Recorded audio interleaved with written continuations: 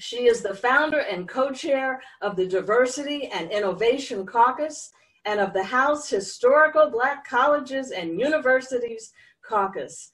But the thing I'm the most proud of is that Congresswoman Eddie Bernice Johnson is a senior advisor for Black Women for Biden. And Congresswoman Terry Sewell, we want to add you to that number. So thank you so much. And with that, I introduce Congresswoman Eddie Bernice Johnson.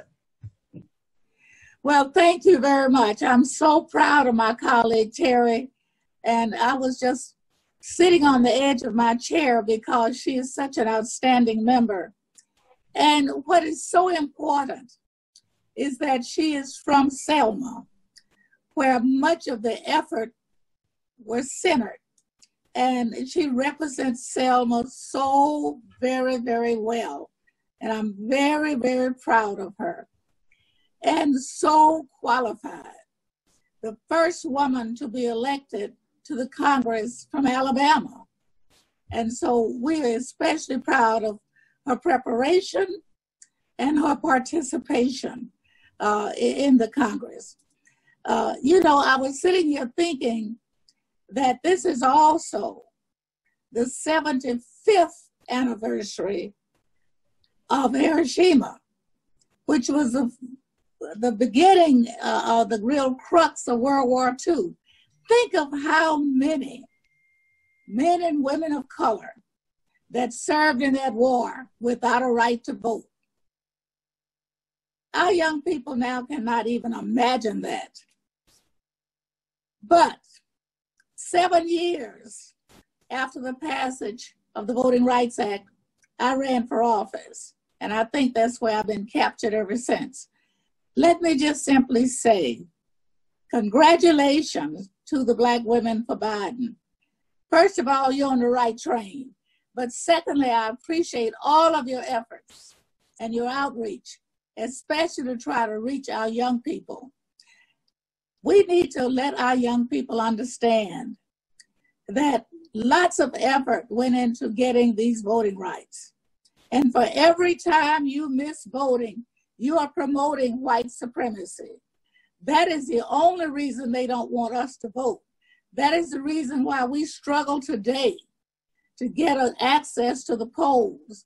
They have put polls everywhere they can imagine that we'd be afraid to go. When I first started voting, I paid a poll tax. And I was in the Texas House of Representatives when we did away with the poll tax. You don't have to pay to vote now. You just have to be 18 and registered. It is worth your life to just go to those polls and exercise that right to vote. When you do not vote, you empower white supremacy, the very thing you say that you're against.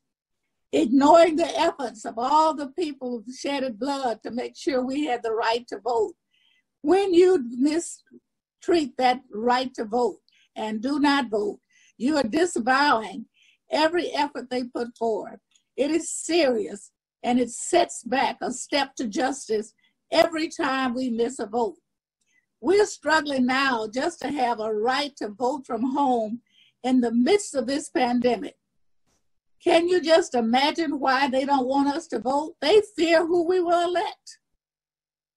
And I stand ready to receive who we will elect.